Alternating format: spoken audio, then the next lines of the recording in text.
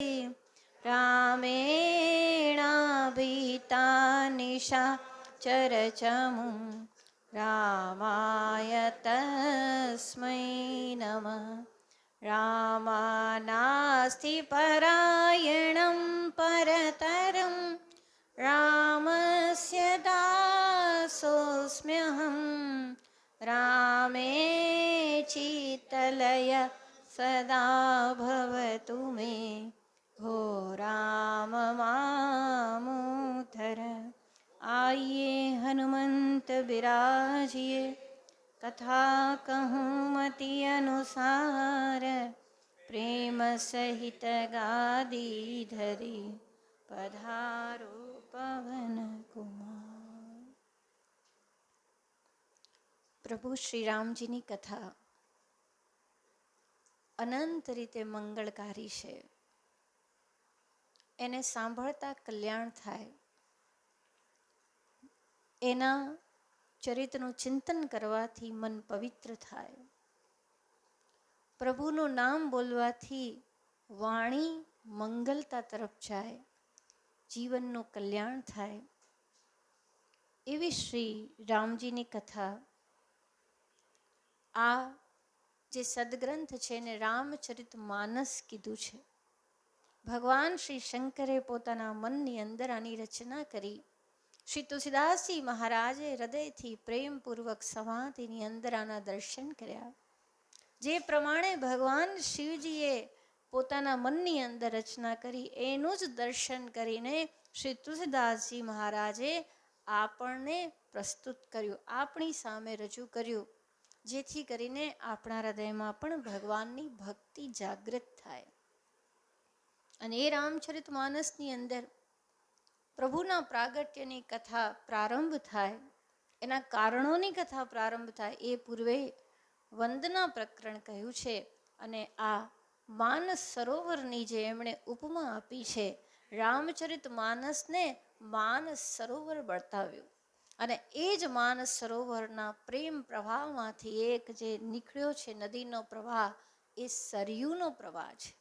અને એ સરયુ જે અત્યંત મંગલકારી છે, અયોધ્યાની અંદર બિરાજમાન છે. આપ જાણો છો, માતા સરયુ આપણને ગંગા સમાન જ પ્રિય, વંદનીય છે.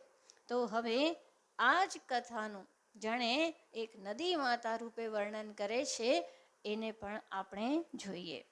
અને ભગવાન શ્રી રામજીની કથા કામધેનુ સમાન પણ છે, ગંગાજી સમાન પણ છે, કલ્પવૃક્ષ પણ સમાન છે, ચિંતામણી સમાન છે. અને એ જ રીતે એનું દર્શન શ્રી તુલસીદાસજી મહારાજ કરે છે. અને કે છે, સરજુ નામ સુમંગલ મૂલા લોક વેદ મત મંજુલ ફૂલા. આ જે પ્રવાહ વહ્યો છે, પ્રેમનો, જ્ઞાનનો, ભક્તિનો જે પ્રવાહ છે, ભગવાનના પ્રેમમાં જ્યારે સાધક પોતે એકદમ નિમગ્ન છે, ત્યારે આંખની અંદરથી ભગવાનના પ્રેમના અશ્રુ વહે છે.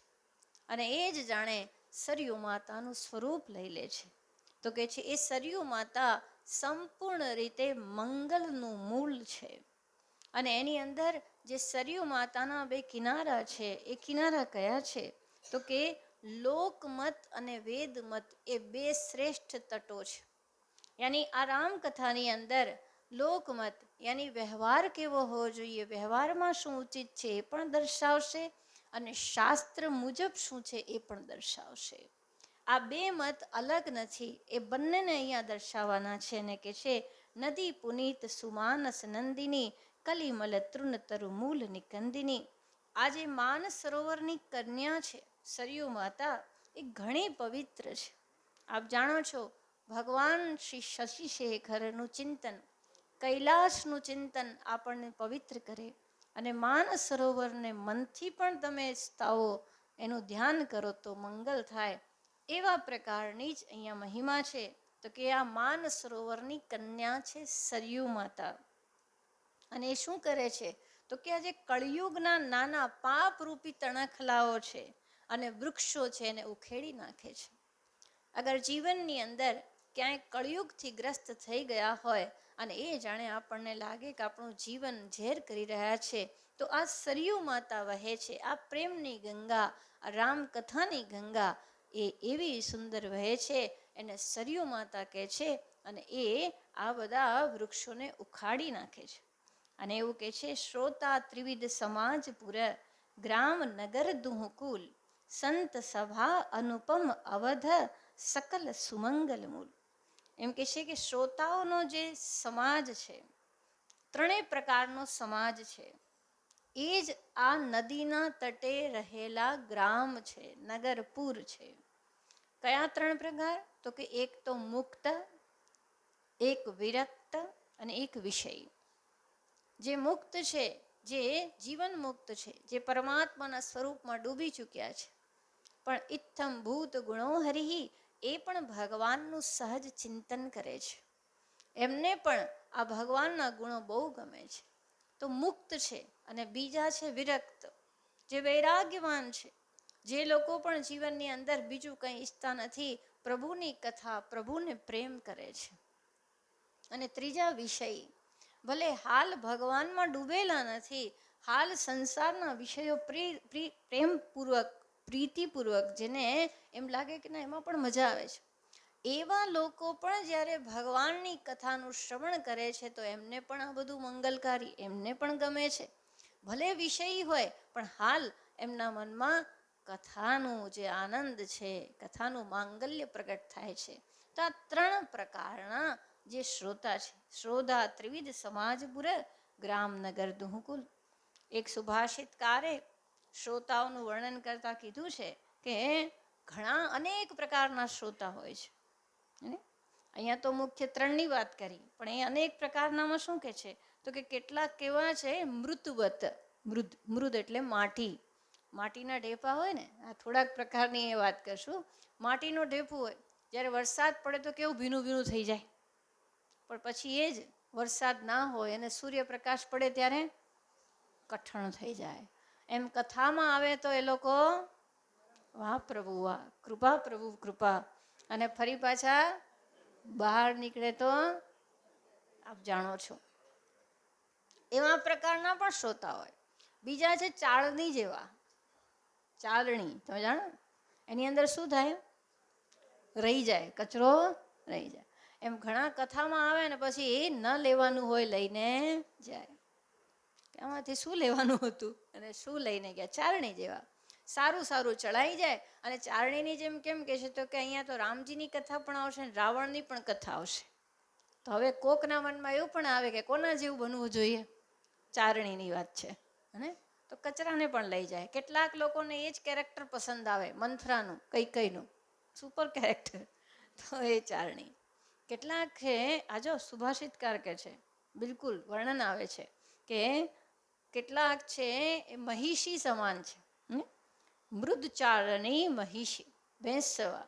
ભેંસને અક્ષર શું ગમે, તળાવમાં પડ્યા રહેવું ગમે, અને પછી કાદવમાં એવું ગમે છે. એવી રીતે કેટલાકને કે સારું અહીંયા સારું લાગે છે એટલે રહે છે, પણ ગ્રહણ કેટલું કરે કહી શકતા નથી. કેટલાક હંસ જેવા હોય. હંસ કેવા હોય, તો કે એક ક્ષીર નિર્વિવેક કરે, સાર સાર કો ગ્રહી લહે, થોથા દે ઉડાય. જે એમાંથી સારું હોય, સાચું હોય, એને ગ્રહણ કરે. એનાથી આગળ કેટલાક અશ્વ જેવા હોય. અશ્વ કેવા હોય કે ને ઘોડાને કહેવાય ને, ચતુર ઘોડાને ચાબુકની છાયા પણ પૂરતી છે ને, તો એવી રીતે જરાક ક્યાંક ઈશારો મળી જાય સત્સંગમાં, ને તરત પોતાના જીવનની અંદર જે ખોટા નિર્ણય હોય એને છોડી દે એવા હોય. કેટલાક મારજાર એટલે બિલાડી જેવા હોય. મારજાર કેવું હોય, બિલાડી, એને ગમે એટલી ટ્રેનિંગ આપો પણ મુશ્કેલ પડે કે ના પડે, ઉંદરડાને જોયું નથી ને બધી ટ્રેનિંગ ફેલ થઈ જાય, તો એ બિલાડી, એને ટ્રેન ના કરી શકાય. જો કૂતરાને ટ્રેન કરી શકાય, ઇવન સિંહને ટ્રેન કરી શકો, વાઘને, પણ બિલાડીને ટ્રેન કરવી અઘરી છે. અને કદાચ કરો તો ઉંદરની સામે તો ટ્રેનિંગ ચાલતી જ નથી.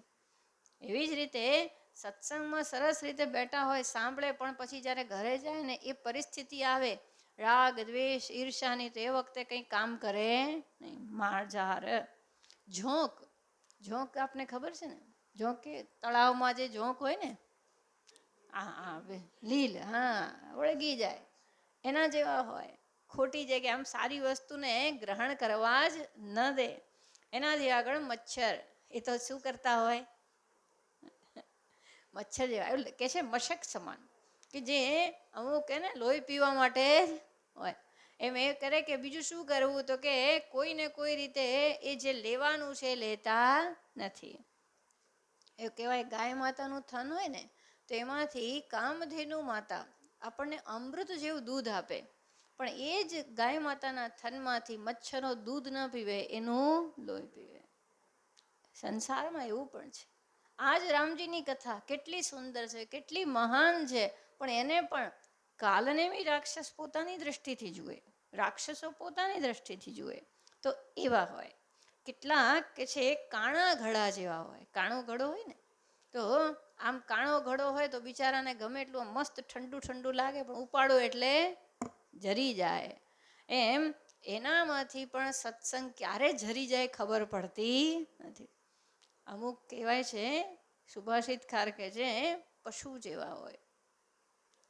પશુ જેવા એટલે જલ્દીથી ગ્રહણ કરવા સમર્થ રહેતા જ નથી. સાપ જેવા. સાપ માટે એવું કહેવાય છે કે એને દૂધ પીવડાવો તો એ ઝેર જ ઉકે. એમ ઘણું સારું કરવા છતાં એ સારું સમજી શકતા નથી. ક્યાંક ને ક્યાંક દોષ બુદ્ધિ કરે, અરે આટલું સરસ બોલે છે પણ જુઓ ને જીવે છે કેવું, જોઈએ એમની જોડે કપડાં કેટલા છે, કેટલું બધું જોઈએ. એટલે એ સર્પ દ્રષ્ટિ છે. અને એનાથી કહેવાય કેટલાકને માટે કાક દ્રષ્ટિ, કાગડા જેવા હોય ને, ગમે એટલા કાગડાને ખીર પૂરી ખવડાવો ને, પણ કીડો જોયો નથી ને કાગડો એની પાછળ પડ્યો નથી. તો કે છે કેટલાક પથ્થર જેવા પણ હોય, કે જેના પર ગમે એટલું પાણી ઢોળો, બહુ તો ચોખ્ખો થાય, પણ બીજું કંઈ કરે નહીં. હવે આપણે આમાંના કયા પ્રકારના છીએ જોઈ લેવું. પણ બાકી તુલસીદાસજી મહારાજ કે જે શ્રોતા ત્રિવિધ સમાજ પુર ગ્રામ નગર તુહકુલ. શ્રોતા 3 પ્રકારના મુખ્ય રીતે માનસ કે છે, મુક્ત, વિરક્ત અને વિષયી. સંત સભા અનુપમ અવધ સકલ સુમંગલ મૂલ. અને કે છે જે સંતોની સભા છે એ જ સકળ રીતે મંગળનું મૂળ છે. આજે ગ્રામ અને નગર હોય ત્યાં આપ જાણો છો કે ત્યાં સભાગાર પણ હોય, અને તે સભા કઈ, તો કે સંતોની સભા. સંતોની સભામાં ભગવાનની કથા હોય, ભગવાનની વાત હોય, ભગવાનના ગુણોની ચર્ચા હોય, જે હંમેશા મંગળ કરે. એટલું જ નહીં, રામ ભગતિ સુર સરિતહિ જાહી, મિલી સુકીર્તિ સર્જુ સુહાઈ. આજે સુંદર કીર્તિરૂપી સોહામણી સરયુજી છે. સરયુજીની મહાન કીર્તિ છે, કારણ કે શ્રી રામભદ્ર એમાં નિરંતર સ્નાન કરે છે. અયોધ્યા નગરીમાં એ રહેલ છે, એટલું જ કાફી છે. તો કે છે આ જે સરયુ માતા છે, મિલી સુકીર્તિ સર્જ સુહાઈ.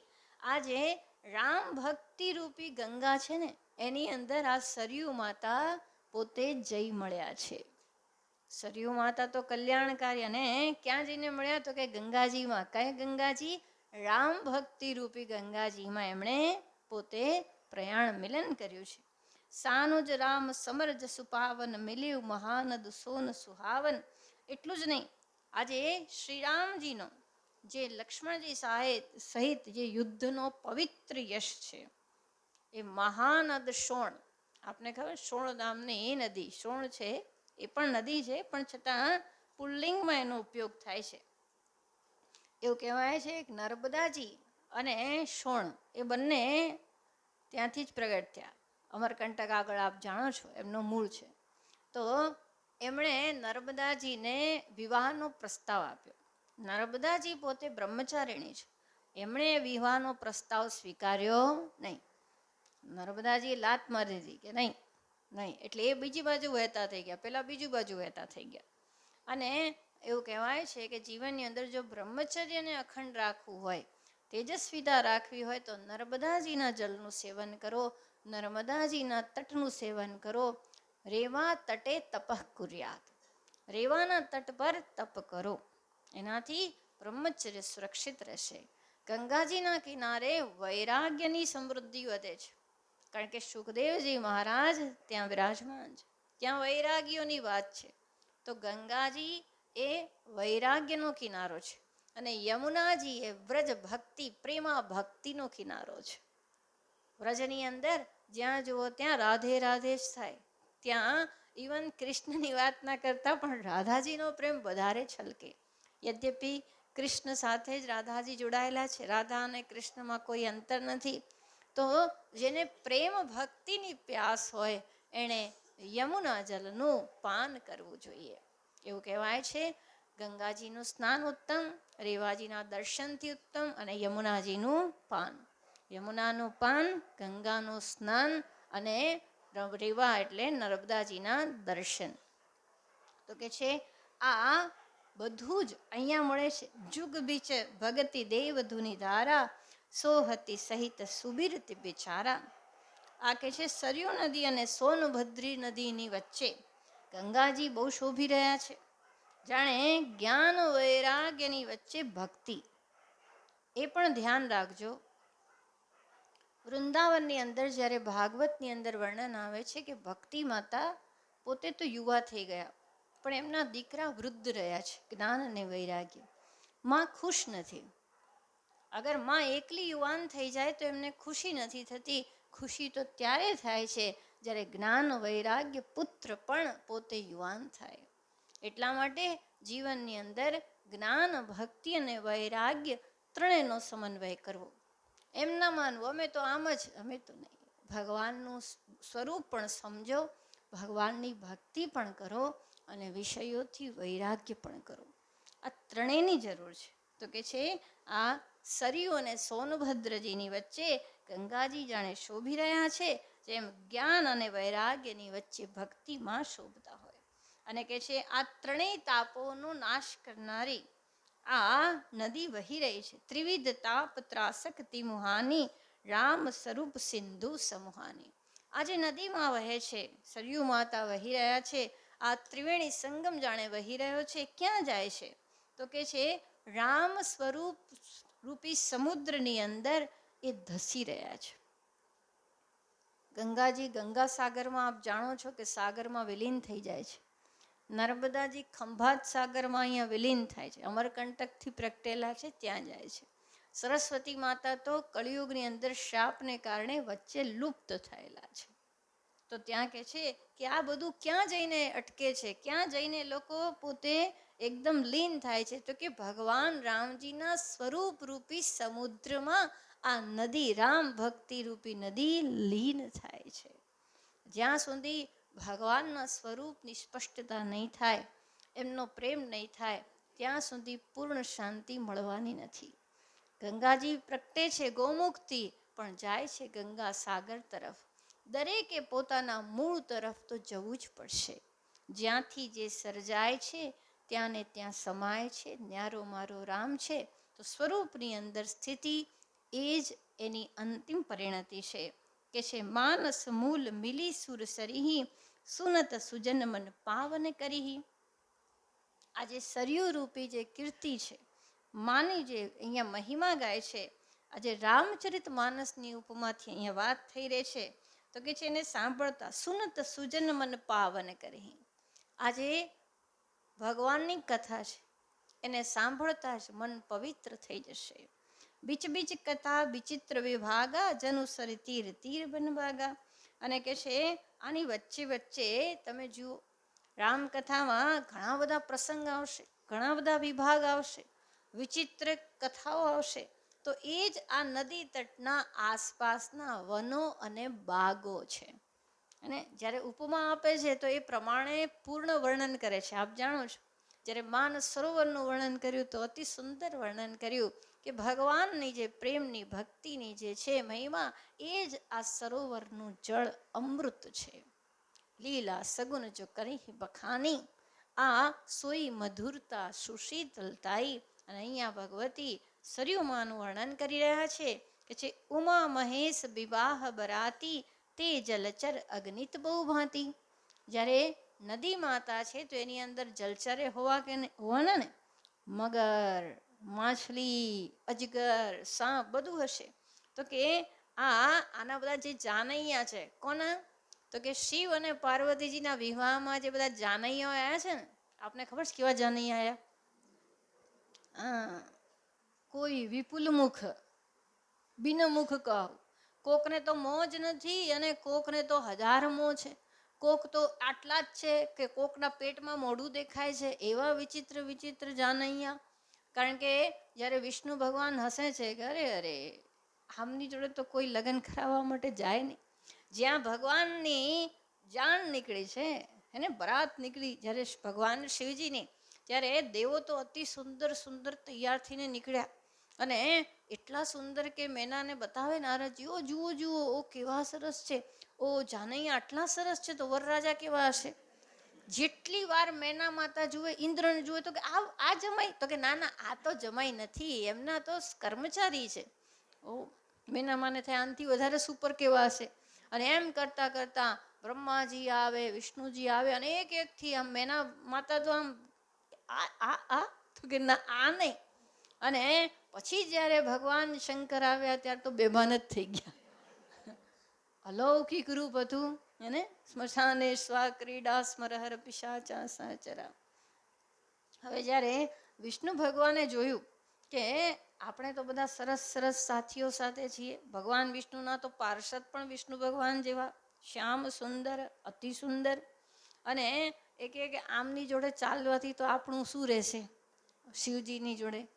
એ તો આમ મૂંડમાળા તો પહેરીને બેઠા છે, ભભૂત લગાવેલી છે અને સર્પનો તો શ્રૃંગાર છે, વીંછીઓ તો કાનમાં લટકે છે. હવે આમની જોડે આપણી શોભા ક્યાં? એટલે કરો બિલગ બિલગ હોઈ જાઓ. અને વિષ્ણુ ભગવાને બધાને ઈશારો કર્યો થોડા અલગ અલગ ચાલવા માંડો. એટલે પછી શિવજી નંદી પર રહ્યા એકલા. એક તો નંદી પર બેઠા છે. ભગવાનને એમ થયું કે જો નંદીને નહીં લઉં તો ખોટું નહીં લાગે બાપડો, કાયમ તો નંદી મન સાથ આપે ને હવે હું ઘોડો લઈને જવું તો કેવું લાગે. નંદી પર બેઠા. પછી શિવજીને એમ થયું કે આમાંનું તો કોઈ મારી જોડે ઊભું રહે એવું નથી. એટલે પછી અમે નંદીને કીધું કે હવે આપણા વડાને બોલાવો. આપણા વાળા આવશે તો થોડુંક આમ જાનૈયા લાગશે. હવે એમના વાળાને જ્યારે બોલાયા તે તો ભલા સ્મશાનો જાગી ગયા. અને એવા વિચિત્ર, કોકના 3 માથા ને કોકના 5 પગ ને કોકના મોઢા જ નહીં અને કોકને બહુ મોઢા. આવા વિચિત્ર વિચિત્ર જાનૈયાને લઈને જ્યારે ગયા અને ત્યારે પછી જે ખેલ થયો, અદ્ભુત ખેલ થયો. એવું કહેવાય છે નગરની અંદર બાળકો તો પોતાના ઘરમાં જ જતા રહ્યા. એ કે આમાં તો જે જોશે એ ભાગ્યવાન ને જીવશે ભાગ્યવાન.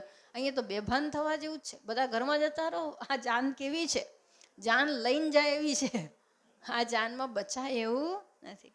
તો જે આ ભગવાન શિવજીના જે જાનૈયા છે એ આ જે સરયુ માતાનું વર્ણન થાય છે નદીની અંદર, એ બધા જળચર જીવો છે. એટલું જ નહીં, રઘુવર જન્મ આનંદ બધાઈ, ભવર તરંગ મનોહર તાઈ. નદીની અંદર જે સૌંદર્ય છે, સુંદર સુંદર લહેરો ભંવર. આપ જુઓ છો નદીની અંદર તરંગ આવે, એક સુંદર તરંગનો અવાજ આવે. આપ નર્મદાજી કિનારે, ગંગાજી કિનારે અનુભવ કરતા હશો, આમ છાલક જાણે આવી હોય. તો એ જે તરંગ અને ભંવર છે એની જે સુંદરતા છે નદીની, એ કઈ છે તો કે આ સરયુ માતા, જે રામકથા રૂપી સરયુનું વર્ણન થાય છે. તો એમાં જ્યારે ભગવાન શ્રીરામજીનું પ્રાગટ્ય થશે, શ્રીરામજીનો જન્મ થશે ને ત્યારે બધાઈ હો બધાઈ હો બધાઈ હો. અને અયોધ્યાની અંદર અવધ મેં આનંદ ભયો, જય રઘુવર લાલ કી જ્યારે થશે ત્યારે એનો આનંદ જે હશે એ જ આ નદીની જે ભંવર તરંગનો જે આનંદ છે એ હશે. પ્રભુના પ્રાગટ્યની જ્યારે કથા થશે ત્યારે હૃદયની અંદર ઉલ્લાસ હશે. જ્યારે વિપ્રધેનુ સુર સંતહિત લિન્હ મનુજ અવતાર, નિજ ઈચ્છા નિર્મિત તનુ માયા ગુણ ગોપાર.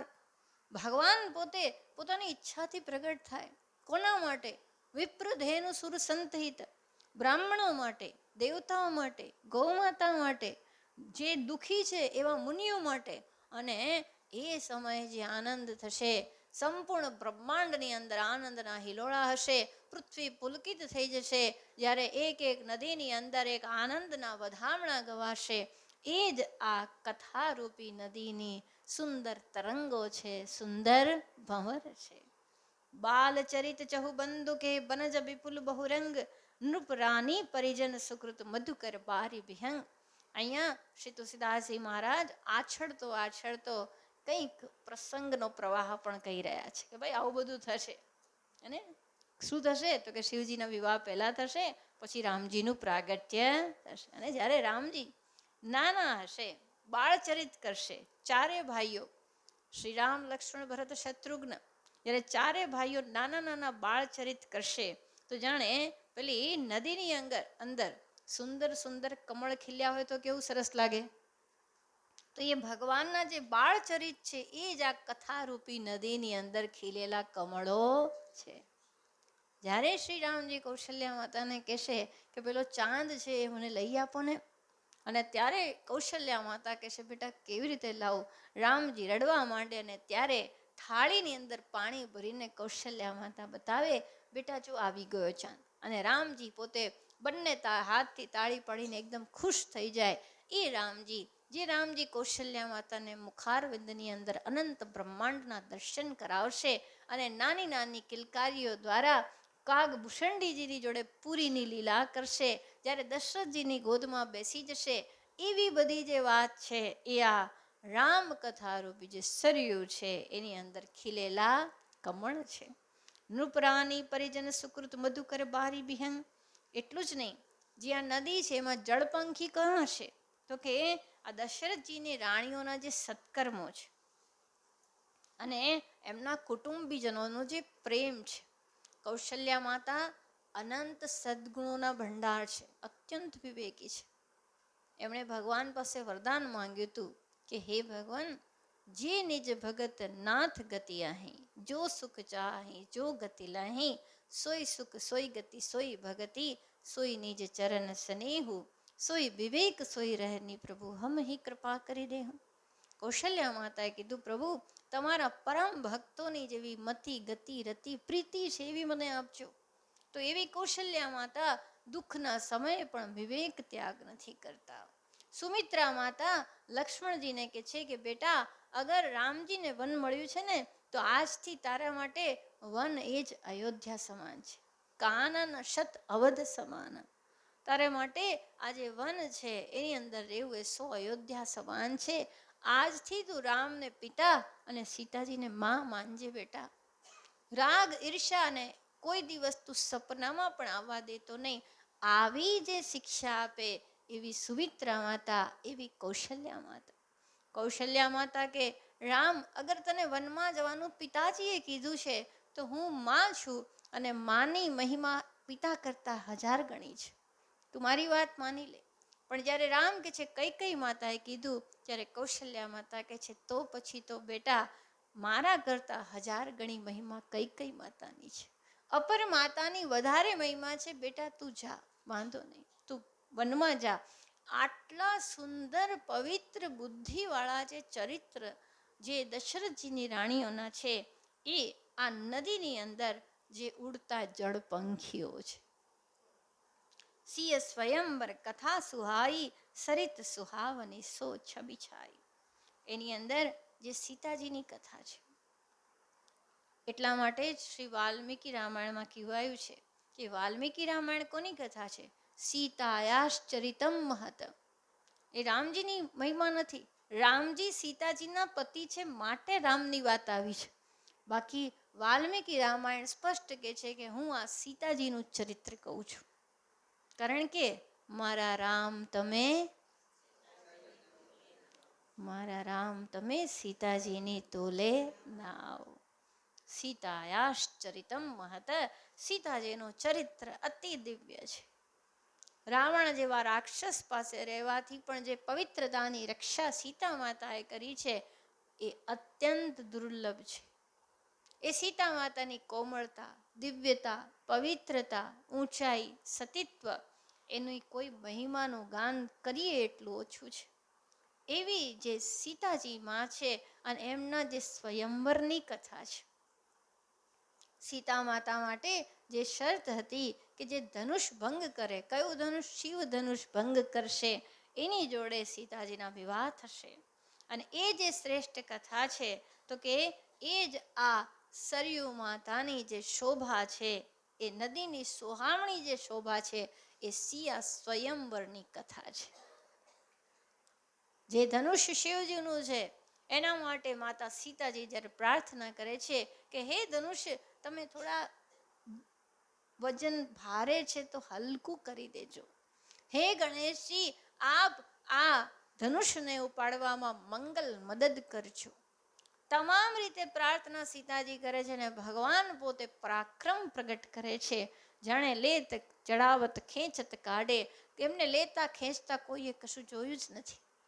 એ જે પ્રસંગ છે એ આ રામ કથાની જે સરયુ છે એની શોભા છે. નદી નાવ પટુ પ્રશ્ન અનેકા કેવટ કુશલ ઉત્તર સવિવેકા.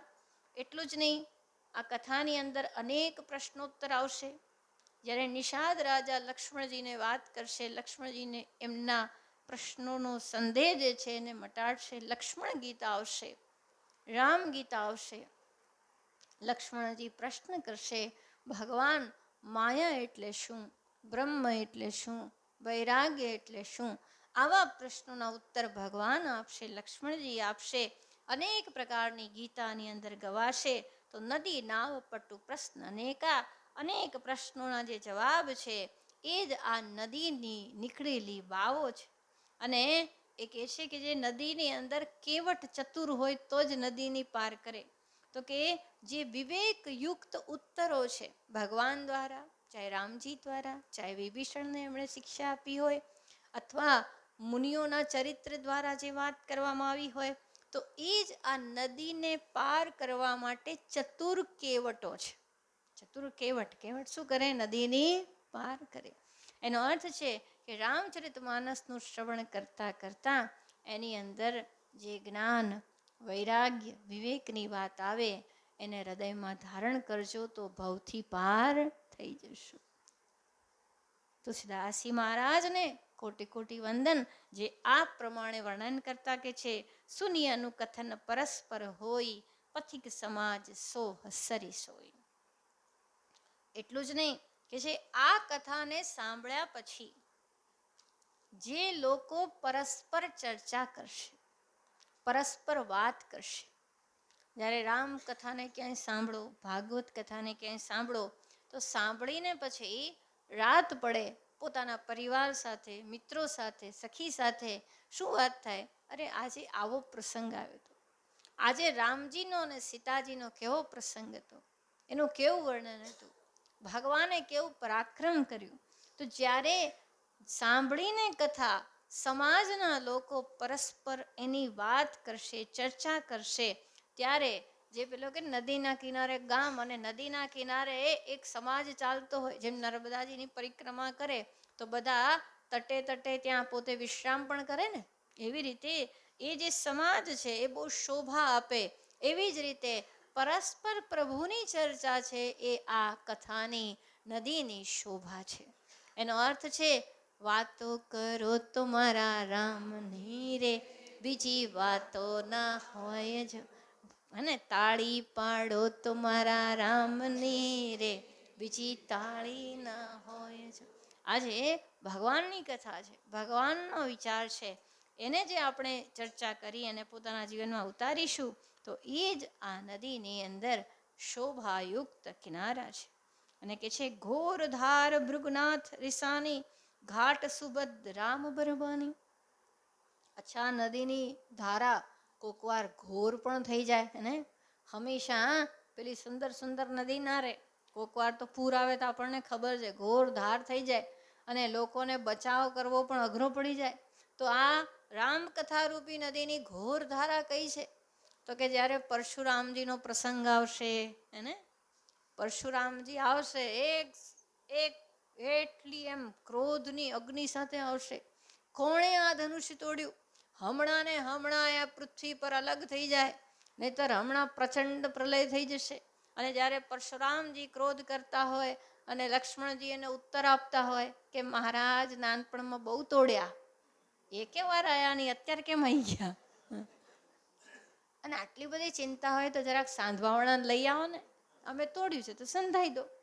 અને ત્યારે પરશુરામજી કે તું આ ધનુષને સામાન્ય સમજે છે, બીજા ધનુષની જેવો સમજે છે, મારી જોડે આ પ્રમાણે વ્યવહાર કરે છે. તો કે મારા જ જોયું ના જતું હોય તો આંખ બંધ કરી લો. આંખ બંધ કરી એટલે બધું બંધ જ થઈ જાય દેખાતું.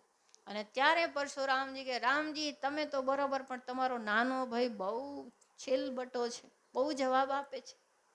ત્યારે રામજી કે મહારાજ અપરાધ તો જેનાથી થયો એની જોડે વાત કરો. તો કે તે તોડ્યું, અરે તું જ ચડાઈ રહ્યો છે તારા નાના ભાઈ. અને પરશુરામજી ક્રોધ પર ક્રોધ, ક્રોધ પર ક્રોધ કરે. અને ત્યારે રાજાઓ થથરવા માંડ્યા. અરે અમે તો વિવાહમાં આવ્યા ને અહીંયા તો આપણું બધું બારમું જ થઈ જવાનું લાગે છે. આ રામજીએ તો ધનુષ તોડ્યું ને આપણી સાથે પ્રાણનું સંકટ આવ્યું છે.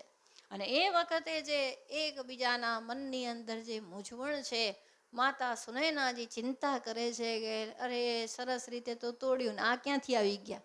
અમુક મહેમાનોને કોઈ ઈચ્છે જ નહીં હો, દુર્વાસા મુનિ, પરશુરામજી કોઈ ઈચ્છે નહીં. તો એ જે પ્રમાણેનો વ્યવહાર છે, એ કથા છે, એ વખતનું જે ચરિત્ર છે, ઘોરધાર ભૃગનાથ રિસાની, એ પરશુરામજીની જે કથાની અભિવ્યક્તિ છે એ ઘોરધાર છે આ નદીની. અને કે છે ઘાટ સુબદ્ધ રામ બરબાની. પણ એ વખતે શ્રીરામજી જે ઉત્તર આપશે કે મહારાજ કોઈ આપનો દાસ જ છે ને, કોઈ હોય દાસ ધનુષ તોડા, જે ધનુષ તોડે છે બીજું કોઈ ના હોય, મહારાજ તમારો દાસ જ હોઈ શકે, બીજું કોણ હોઈ શકે. વારંવાર રામજી શાંત પાડે છે. રામજી કે છે મહારાજ જે સજા આપી હોય આપો, અમે તો તમારા દાસ છીએ, હું તો ખાલી રામ છું, તમે તો પરશુરામ છો, તમારામાં તો 9 ગુણ છે. એમ કરીને રામજી બહુ શાંતિથી ઉત્તર આપે છે. તો એ જે રામજી શાંતિથી ઉત્તર આપે છે, શ્રેષ્ઠ વાત કરે છે, એ આ નદીની અંદર ઘાટ સુબદ્ધ રામ બરબાન, એ નદીની અંદરના ઘાટ છે, જ્યાં જઈને વ્યક્તિ શાંતિથી બેસી શકે અને સ્નાન કરી શકે. આ રામજીની જે વાત છે, તુલસીદાસજી મહારાજ કે છે ભાઈ આ નદીની અંદર શું શું તમને જોવા મળશે. એટલે વિહંગાવલોકન હે, ફાસ્ટ મૂવી છે કે જે સાનુજ રામ વિવાહ ઉછાવું સો શુભ ઉમગ સુખદ સબકાહુ. અને કે છે કેટલીક વાર નદીની અંદર પૂર આવે તો ઘોર પૂર આવે, અને કેટલીક વાર મીઠું પૂર આવે જેને જોવા બધા ઉમટી જાય હે ને. આપણે ત્યાં સરસ્વતી માતા આવી જાય તો બધા જોવા જાય ને, આનંદ થઈ જાય. તો કે આજે ભગવાનના વિવાહ થયા, 4 ભાઈઓના વિવાહ, તો કે એ આ કથા નદીનું મજા આવે એવું પૂર છે. એને થોડું થોડું પૂર આવે તો ગમે, બહુ પૂર આવે ઘરમાં બેસી જાય તો તકલીફ પડે. તો આ એક પાણી, અને પાણીનો એક આનંદ પણ જો, અહીંયા પાણી જ્યારે ભરાય છે ને શ્રીનગર સોસાયટીમાં, ત્યાં લોકો આમ બહાર આવીને મજા આમ હસતા જ હોય, લોકો રડતા નહીં હોતા કોઈ. પાણી અરે પાણી આવ્યું એમ બધા ખુશી ખુશી જ કહેતા હોય. બાપડા કોકના ઘરોમાં તકલીફ હતી, પણ પાણી જોઈને બધા ખુશ જ થતા હોય. હા, અતિશય હોય તો સમજી લેવું પરશુરામજી જેવું, અને સાધારણ હોય તો વિવાહ જેવું આનંદ જેવું રહેવાનું. તો તુલસીદાસજી 2 વર્ણન કરે છે કે ઘોર આવે ધાર તો સમજવું પરશુરામ છે, આનંદવાળી તો કે રામજીના વિવાહની ધાર છે. તો સાનુજ રામ વિવાહ ઈચ્છાવું, જ્યારે રામજીના વિવાહ થયા એ વખતે જે પૂર છે આનંદ આપે છે. કહત સુનત હર સહી પુલ કાહી, તે સુકૃતિ મન મુદિત નહાઈ.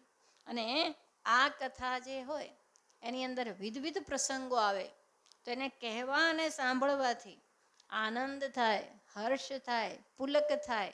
જ્યારે શિવજીના વિવાહ થાય, જ્યારે સતી માતાનો પ્રસંગ આવે, અને એ વખતે આપણને જ્યારે પાર્વતીજી પ્રતિજ્ઞા કરે, અતિ આનંદ આવે.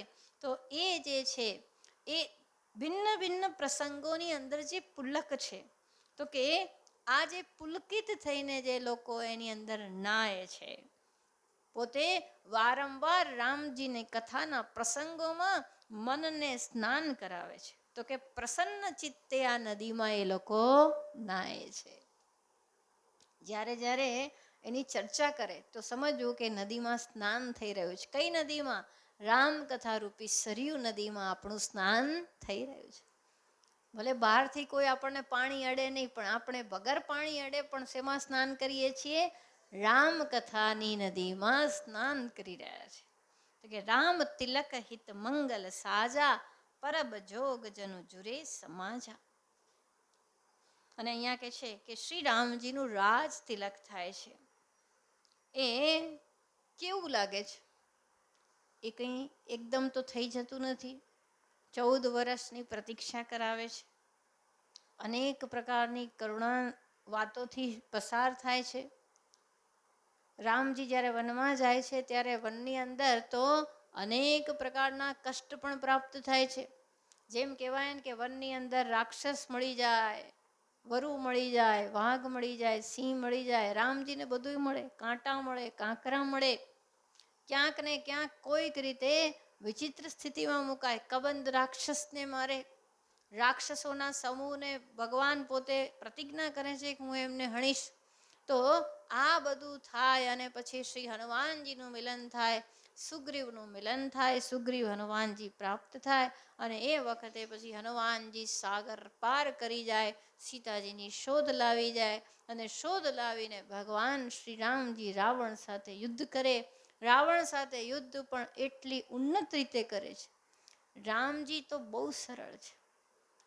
રામજી જેવા કોઈ ધનુર્ધર નહીં ને રાજા પણ રામ જેવા કોઈ નહીં ને વીર એને હંમેશા પાણો નારાચ ચાપમ કપિની કરયુતમ બંધુનામ સેવ્યમાનમ. ભગવાન શ્રી રામજી નિરંતર ધનુષ્ય સાથે છે. જો આપણા ભગવાનની અંદર શિવજી હંમેશા એ પણ ત્રિશૂળ સાથે છે, માં ત્રિશૂળ સાથે છે, કૃષ્ણ બંસી સાથે છે, પણ સુદર્શન છે વિષ્ણુ ભગવાન સાથે. તો એ બધું આપણે જોઈ રહ્યા છીએ કે પ્રભુ હંમેશા ધનુર્ધારી છે અને એ પોતે જ્યારે રાવણનો નાશ કરે અને એ વખતે 14 વર્ષ વનવાસના પણ પૂરા થવા આવ્યા છે. સીતા માતાને વાનરોની વચ્ચે ભગવાન કે છે કે અરે એમને એમ લઈ આવો, પાલખીમાંથી ઉતારી દો. વાનરો એમને માની જેમ જુએ અને વાનરોને ભગવાન આનંદ આપે અને જ્યારે પુષ્પક વિમાનની અંદર બધાને લઈને ચાલે અને ત્યાર પછી જ્યારે અયોધ્યાની અંદર પ્રવેશ કરે. ભરતજી 14 વર્ષની અંદર તપસ્યાથી પોતાના શરીરને સુકાવી ચૂક્યા હોય, અનેક પ્રકારના કઠિન નિયમોનું પાલન કરતા હોય, જટાજૂટ એવા બંધાઈ ગયા હોય કે કોઈ દિવસ જટાની અંદર એમણે કશું વડનું દૂધ બાંધ્યું પછી જટા ઉકેલી ન હોય અને પોતે ગૌમૂત્રની અંદર ઉકળેલા જવ પોતે પીતા હોય. આવા શ્રી ભરતજીની જટાઓ ખોલે, અયોધ્યાની અંદર મંગલ વર્તાય અને એ મંગલ જ્યારે વર્તાય અને ત્યારે બધા જ લોકો ખૂબ આનંદે રામજીના વધામણા ગાય કે થશે રામજી રાજાને અમારી મહારાણી સીતા, થશે રામજી રાજા. આ પ્રમાણે જ્યારે આનંદ વર્તાય અયોધ્યાની અંદર ત્યારે આ પર્વ સમય જ્યારે યાત્રિકો એકઠા થાય. આપ જાણો છો કે જ્યારે માઘ મહિનાની અંદર કુંભ ભરાય. કુંભ ક્યાં થાય? પ્રયાગરાજમાં, નાસિકમાં, ઉજ્જૈનમાં. ઉજ્જૈનમાં ક્ષિપ્રા ગંગા કહેવાય છે, નાસિકમાં તો ગંગાજી છે, પ્રયાગરાજમાં ત્રિવેણી સંગમ છે અને હરિદ્વારમાં કુંભ. તો જ્યારે આપ જાણો છો જ્યારે જ્યારે મહાકુંભ હોય, અર્ધકુંભ હોય, કુંભ ભરાય ત્યારે કેટલા પ્રકારના સંતો ત્યાં આવે અને અનેક ષડદર્શનાચાર્ય, કોઈક રામાનુજાચાર્ય સંપ્રદાયથી હોય, કોઈ વલ્લભાચાર્ય સંપ્રદાયથી હોય, કોઈ યોગ સંપ્રદાયથી હોય, કોઈ શંકરાચાર્યજી સંપ્રદાયથી હોય. અનેક પ્રકારના સંતો, હઠયોગી પણ આવે, બાલયોગી આવે, અવધૂતો આવે, નગ્ન આવે, દિગંબર આવે, તમામ પ્રકારના સંત આવે અને સંતોના દર્શન કરવા માટે અનેક માનવ સમૂહ એકઠા થાય. હજારો આ વખતે પ્રયાગની અંદર 60 કરોડ લોકોએ સ્નાન કર્યું કહેવાય. અહીંયાની અડધી ભારતની વસ્તી થઈ, અડધી બધે એટલી વસ્તીએ સ્નાન કર્યું. તો કુંભમાં બધા કેમ જાય છે? કેમ જાય કુંભમાં? બધાને એમ થાય કે કુંભમાં સ્નાન કરીએ તો પવિત્ર થઈ જવાય, સંતોના દર્શન પણ થાય અને ગંગાજીની અંદર સ્નાન થાય. અત્યંત પવિત્ર પર્વ કુંભની અંદર કહેવાય છે કે જે અમૃત કુંભ છે એમાં પેલું યુદ્ધ થયું દેવતા દાનવ, એમાં જે 2-4 બૂંદો પડી ગઈ, એ જે બૂંદ પડી એ સમય એ આ કુંભનો સમય. એ જે બૂંદ પડી તો એ અમૃત કુંભ છે, એની અંદર આપણે સ્નાન કરવા જઈએ છીએ. તો જ્યારે માઘ મહિનાની અંદર મકર રાશિની અંદર સૂર્ય પ્રવેશ કરે છે તો અનેક સમયે ક્યાંક ઠંડીમાં ક્યાંક ગરમીમાં જે રીતે આવે છે તે પર્વ સમયે એ નદી કિનારે યાત્રિકો એકઠા થાય છે. ઘણા મોટા સમૂહમાં એકઠા થાય છે. તો એ જે એકઠા થાય છે એ જ શું છે તો કે આ રામ કથા રૂપી નદીની અંદર પર્વ છે. સમજ્યા? એ માઘ મહિનાનો પર્વ છે ને અહીંયા આગળ આજે કથાની અંદર ભગવાનનો રાજ તિલક થશે અને મંગળ સુશોભન થશે અને એ સમયે જે આનંદ વર્તાશે એ જ આ યાત્રિકોનો નદી કિનારે પર્વ ઉજવતો સમૂહ છે. એટલું જ નહીં, જ્યારે નદીની વાત કરે છે અનેક પ્રકારના પ્રસંગોની વાત કરે છે તો એક પ્રસંગ બીજો પણ અહીંયા કહે છે. શ્રી તુલસીદાસજી મહારાજને આપ વંદન કરો એટલા ઓછા. કેટલી રીતે વર્ણન કરતા કે છે કાઈ કુમતી કઈ કઈ કેરી પરિજાસુ ફલ વિપતિ ઘનેરી. હવે નદી છે તો એની અંદર શેવાળ પણ છે. શેવાળ કેવી હોય ને, લપસી જવાય હેને. શેવાળ સીધું આમ ઉતારી જ દે નદીની અંદર, જાડા ઝાંખરા ઘણું બધું હોય. તો એ શેવાળ શું છે તો કે કાઈ કુમતી કઈ કઈ કેરી. કઈ કઈ માતાની જે કુમતી છે, કઈ કુમતી છે તો કે રામજીને વનમાં મોકલવાની કુમતી છે. કેટલા લોકો એમને સમજાવે ભાઈ આવું ના કરો, આવું ના કરો. રામજીને કોઈ રાજ્યની લાલચ નથી. તમે ભલે ભરતને રાજ્ય આપો પણ રામજીને વશિષ્ઠ મુનિના આશ્રમે રહેવા દો, એમને ત્યાંથી ના નીકાળશું. પણ માતા માનતા જ નથી અને એવી પ્રતિજ્ઞા કરે છે અત્યારે ને અત્યારે જો રામજી વનમાં નહીં જાય તો મારી લાશ અહીંયા પડશે, હું મરી જઈશ. દશરથ રાજા મનાવે છે કે હે દેવી તમે આવું વરદાન માંગ્યું છે તો નિશ્ચિત તમારો ચોડલો અખંડ રહેવાનો નથી, મારા પ્રાણ તો નહીં રહે. અને આવું કહેવા છતાં પણ કઈ કઈ માતા માનતા નથી. મંથરા એવી રીતે એમને ભરાઈ દીધું છે. મંથરા તો પીએચડી છે. કોઈનું ઘર ભાંગવું હોય ને એની પીએચડી કરવી હોય ને તો મંથરાના વાક્યો વાંચી લેવાના, ફટાફટ ઘર ભાંગે. તો એ પીએચડી છે એની અંદર. તો જે મંથરા અને કઈ કઈ માતાનો સંવાદ અને એ પછી કઈ કઈ માતાનો નિર્ણય, જો સૌથી પ્રથમ તો કઈ કઈ માતા બદલાયા નથી. કઈ કઈ માતા તો ખુશ છે કે અરે હું ક્યારની તો કહેતી હતી કે રામજીનો રાજ્યાભિષેક થાવ, આજે તું આટલા સુંદર સમાચાર લઈને આવી, લે મારો કંઠનો હાર પહેર. પણ ત્યાં તો પછી મંથરાજીએ જે બાજી પલટી લીધી, તમને તો કંઈ સમજ પડતી નથી, તમે તો સાવ ભોળા છો, તમને ખબર નથી દશરથ રાજા કેવું કપટ રાખે છે, કૌશલ્યા માતાની દાસી તમને બનાવી દેશે. અને એવી એવી વાતો કરીને પછી કઈ કઈ માતા એવા પાક્કા થઈ ગયા કે હવે હટે કે હટે. અને ત્યાર પછી જે કઈ કઈ માતાએ કર્યું તો એ જ આ નદીની શેવાળ છે. રામકથાની નદીમાં જેમ નદીની અંદર શેવાળ આપણને નીચે પાડી દે, ડુબાડી દે, એમાં કઈ કઈ માતા સંપૂર્ણ અયોધ્યાને શોકમાં ડુબાડી દે છે. આ નદીનું વર્ણન છે કે જે પરિજાસુ ફલ વિપત્તિ ઘનેરી. અને જ્યારે વ્યક્તિ નદીમાં ડૂબે તેના પર અનેક પ્રકારની વિપત્તિ આવે. તો એ જે વિપત્તિ આવી, વિપત્તિ તો આવીને સીતા માતાને સુખ રહ્યું છું. હા, જો કે 13 વર્ષ ભગવાન જોડે ફર્યા, એમાંય રાક્ષસોને ભગવાને માર્યા છે, મુનિઓની અંદર મુનિઓનું દર્શન કર્યું છે. પણ જ્યારે રાવણ ઉપાડીને લઈ ગયા ત્યારે હનુમાનજી મહારાજ કે છે રામજીને કે હે રામજી સીતા કે અતિ વિપત્તિ ઘનેરી. સીતાને વિપત્તિ ન બોલવામાં જ માલ છે. જ્યારે રામજી આ સાંભળીને અતિશય દુઃખી થઈ ગયા, એમના નયનોથી જ્યારે અશ્રુ ટપકવા માંડ્યા, ત્યારે હનુમાનજી એમને સંભાળતા કે છે અરે મહારાજ દુઃખી ના થાઓ, રાવણનું કેટલું મહત્વ, આપણે ચલો જઈએ અને રાવણની ઉપર વિજય પ્રાપ્ત કરીએ. અને ત્યારે હનુમાનજી કહે છે કહ હનુમંત વિપત્તિ પ્રભુ સોઈ, જબ તવ સુમિરન ભજન ન હોય. સીતા માતાના તો નજરની અંદર આપ જ છો. એ પોતાના ચરણોની અંદર નજર રાખીને આપને યાદ કરી રહ્યા છે. જ્યારે આપનું સ્મરણ કરી રહ્યા છે તો વિપત્તિ ક્યાં હોય પ્રભુ?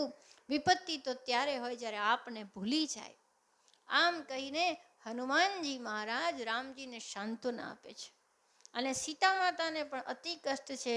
સીતા માતા હનુમાનજી મહારાજને કહે છે કે હનુમાનજી તમે આવ્યા તો થોડી રાહત થઈ, હવે તમે જશો તો મારે તો એક સરખા દિવસ છે. હું તો 1 મહિનામાં જો રામજી નહીં આવે તો મારું શરીર નહીં રહે. આ રાક્ષસ રાવણ જરાય સજ્જનતાની વાત કરતો નથી, એ સમજતો નથી. આજે અનેક પ્રકારની જે વેદનાની જે વાત છે એ જ આ શેવાળની અંદર પડેલી જે વિપત્તિ છે એ જ આ કથાની વિપત્તિ છે. અને એનાથી આગળ જે તુલસીદાસજી વર્ણન કરે છે એને આપણે આવતી વખતે જોઈશું. ઓમ સર્વે ભવન્તુ સુખિન સર્વે સંતો નિરામય સર્વે ભદ્રાણી પશ્યન્તુ મા કશ્ચિત દુઃખ ભાગ ભવેત. ઓમ અસતો મા સદગમય તમસો મા જ્યોતિર્ગમય મૃત્યુર્મા અમૃતમ ગમય. ઓમ પૂર્ણમદ પૂર્ણમિદં પૂર્ણાત પૂર્ણમુદચ્યતે પૂર્ણસ્ય પૂર્ણમાદાય પૂર્ણમેવાવશિષ્યતે. ઓમ શાંતિ શાંતિ શાંતિ. હરિ ઓમ.